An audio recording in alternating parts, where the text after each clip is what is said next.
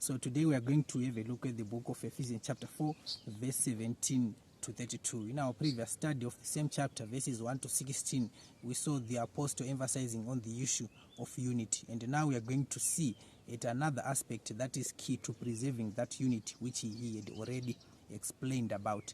So in verse 17, the apostle beseeches the believers that they should no longer walk as other Gentiles walk. So you will find that, friends, the Christian life is a call to live for Christ. It's a call to be different. It's a life that is totally different from the life of the world.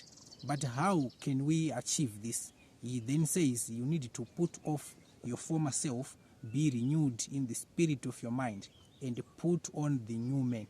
Now we want to explain what the apostle meant by that. You find that in the same book, in chapter 2, he had said that you were dead in trespasses and sins, for you were once governed by the desires of the flesh and by the desires of the mind. So this is the old life. This is how the Gentiles live. This is how the world live. They are governed by self. It is only self-interest, what their flesh desires. But when one receives Christ, what then happens? That life is completely nailed to the cross.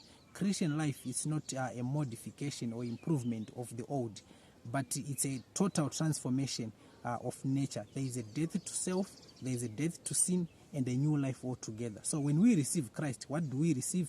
We receive life. We see the Apostle John in the book of 1 John chapter 5, verse 11 to 12, saying, this is the record that we have, that God has given us eternal life, and this eternal life is in his Son, and therefore he who receives Christ receives life. So when one receives Christ, what does he receive?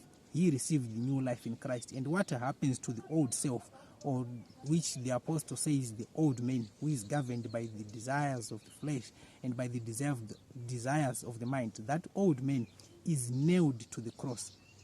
No wonder why you find in Galatians chapter 5 verse 24, he says, those that have received Christ have put on the old nature with its sinful desires to death or to the cross, and therefore a new life in Christ, which he says is created according to God in true righteousness. So when we receive this new life in Christ, we are now living the life of Christ that is now in us. And then this life that is in Christ, brings about changes which can be seen in our daily endeavors. And now you see the Apostle Paul in the following verses is now listing a list of things that they should now put away because of this new life that is in them. That includes stealing, that includes lying, that includes they now should forgive one another, they should speak the truth, all those things. But all those things which he lists in those verses we can only experience them in our life when we have received Christ, when the new life that comes from Christ is now in us. Stay tuned. Thank you so much.